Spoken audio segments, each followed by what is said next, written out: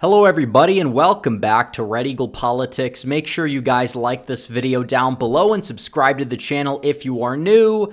So ladies and gentlemen, the verdict is in. The real verdict, not the New York verdict that we've talked about. We have an election coming up this November, and that verdict will decide who is going to be the next president of the United States over the next 4 years. And we got word this morning that Quinnipiac was dropping a poll out of Georgia. And this is a very far-left pollster. They said that Brian Kemp and Stacey Abrams were tied in, their 2022 last Georgia poll. And they also had Raphael Warnock up by 10. So they overestimated Democrats in the state by around 7 to 8 points. So I was like, okay, Biden's going to lead a poll in Georgia for the first time in literally 2 years, and we're going to hear a lot of people that are very, very annoying chime in and claim that, well, Trump is done. The verdict is going to doom him. Well, we have our poll. We have our results. Donald Trump in the Quinnipiac poll leads Joe Biden by 5 percentage points. 5 points. He leads Biden by 5 points. This is not a drill. You are seeing this here. A left-leaning pollster, a notorious left-leaning pollster in Georgia, they're showing Donald Trump with a 5-point lead. That's like his 2016 margin. This was a state that a lot of Republicans, even after, 2020, 2022, they were saying, we may never win this again due to certain demographic changes. And I was a Georgia doomer as well. But Biden is just completely collapsing, and Donald Trump is taking advantage of it. You had very high black turnout in the 2020 election, higher than 2008. And you're probably not going to see that this time, given Biden's lack of enthusiasm in the black community. It's not where it was. You don't have the BLM stuff going on this time around. You have an economy that many people view to be in shambles.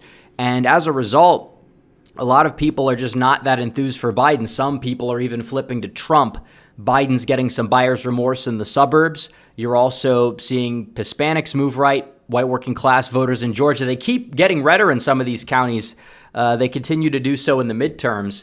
And it's like Georgia's not a state where Democrats are really going to be able to compete because Republicans have such a high floor. And Biden's already lost his super narrow margin for error. And even though Donald Trump has been quote-unquote convicted of a felony, it's not moving the needle. It's not. This poll shows that the verdict made people more likely to vote for Trump. If you click on the poll, you can go through the crosstabs and, the poll down the line. It does say around half the voters agree with the verdict, but not a majority said that the trial was exactly fair.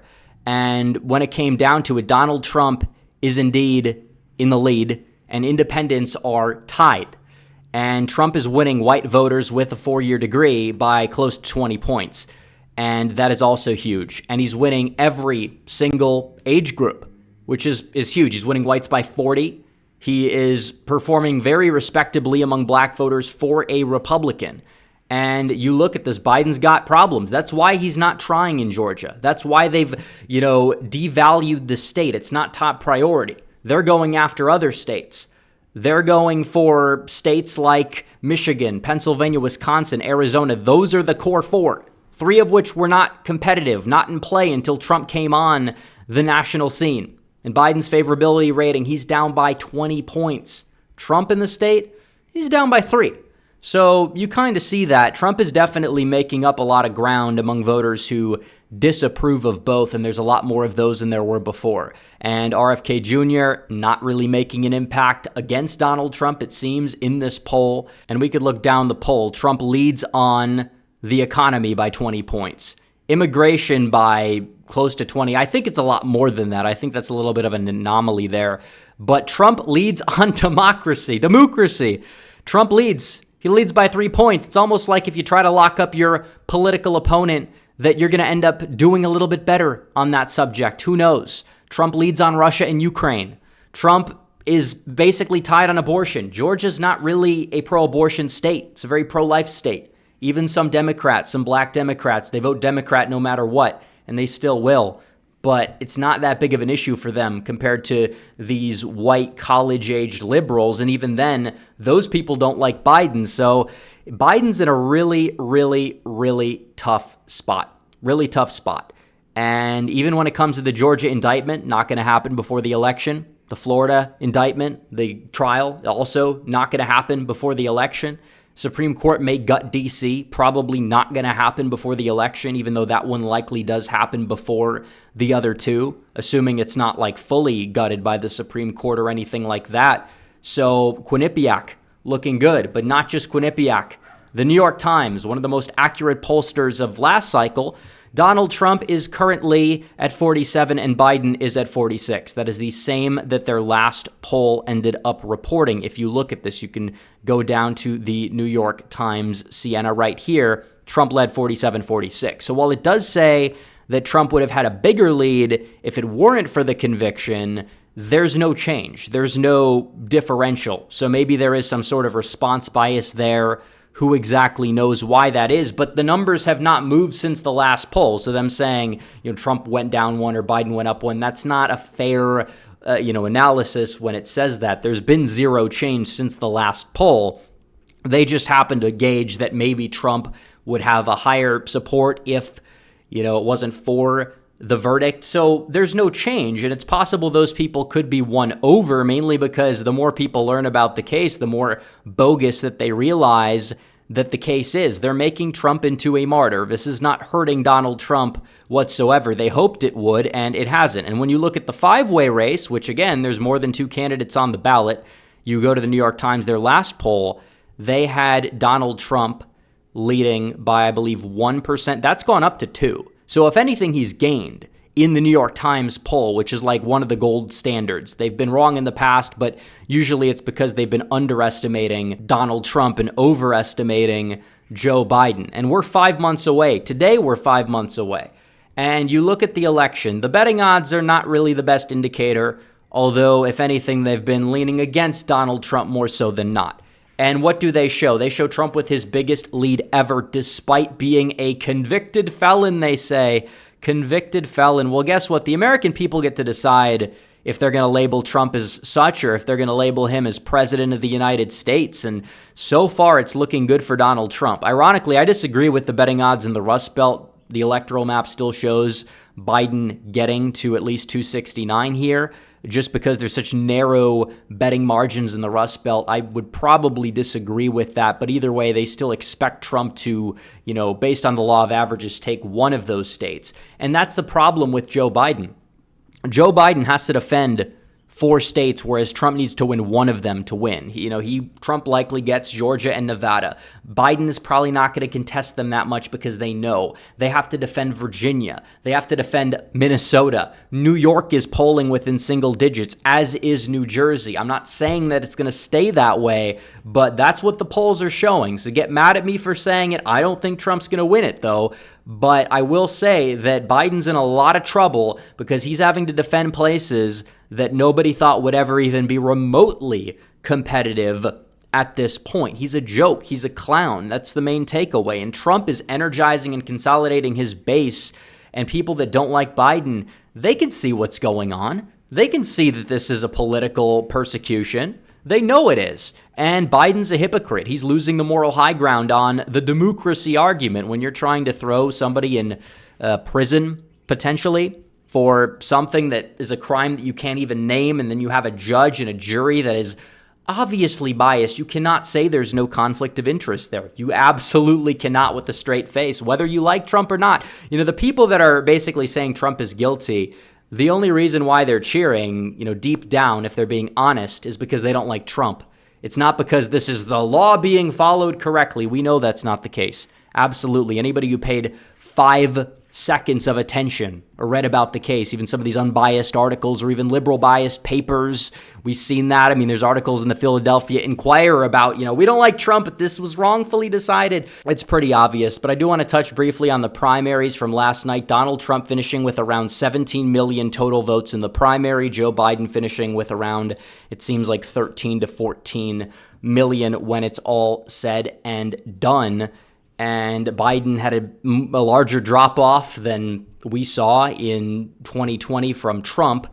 Trump went down about 1 million votes, it seems. Biden went down about 5 million, and Biden had no competition this time. Obviously, there's less of a reason to turn out. It's not the best indicator, I'm aware, but still, some of these results last night were telling, because there was a reason for people to show up in New Jersey, in Montana, in New Mexico last night, because you had the down-ballot primaries.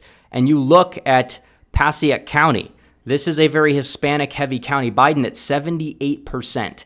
In some of these other counties surrounding the New York City area, Biden not even getting in the mid-80s. This is a closed primary. Closed primary. Donald Trump had a closed primary too. The Haley vote, we hear about that, but still over 90% of Republicans easily voted for Trump. His percentage margin in the state is ridiculously good. And yeah, the write-in votes are there. Some will be counted up. A lot of them never voted for him in the first place, but still, Donald Trump cracking 90% in New Jersey, doing better than Biden percentage-wise in New Jersey in terms of who's got their base on board. It's Trump. It's Donald Trump. Montana, Donald Trump got 91% of the vote, and that was with some crossover from Democrats meddling in the down-ballot races. Biden got about the same. And this is an open primary. But you look at this, the other Republican incumbents, they were doing worse than Trump.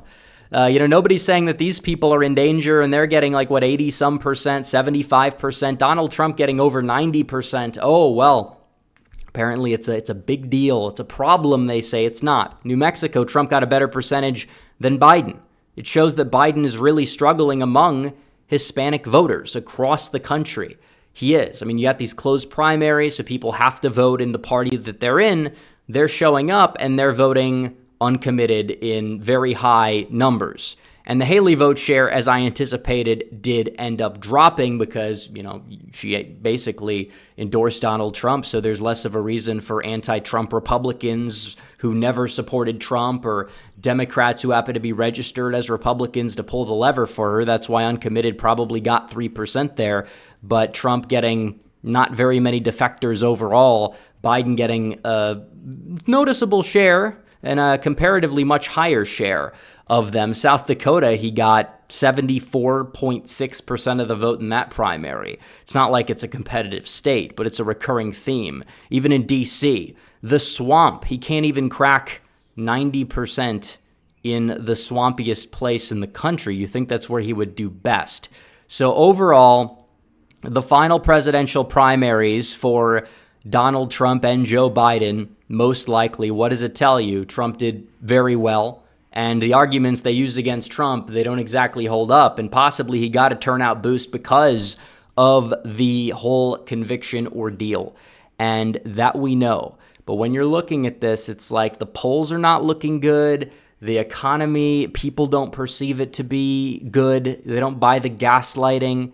Immigration, Biden's button mashing doesn't really seem like it's going to move the needle. It's not like he's actually following the law and deporting people, because nobody's above the law, as Biden says, except himself, except his son, except, the tens of millions of illegal aliens that have poured into this country, many of which under his watch, by the way. Those people, they're fine. We have to shelter them and keep them here until they get amnesty, because that's the long-term goal. But the American people are not stupid. Quinnipiac of all polls in Georgia. You apply the 2022 error, which is not really the best thing to do, but if you had to do it the way the left likes to do with all these other polls, it would show that Donald Trump would be leading by 13 points right now. Ridiculous.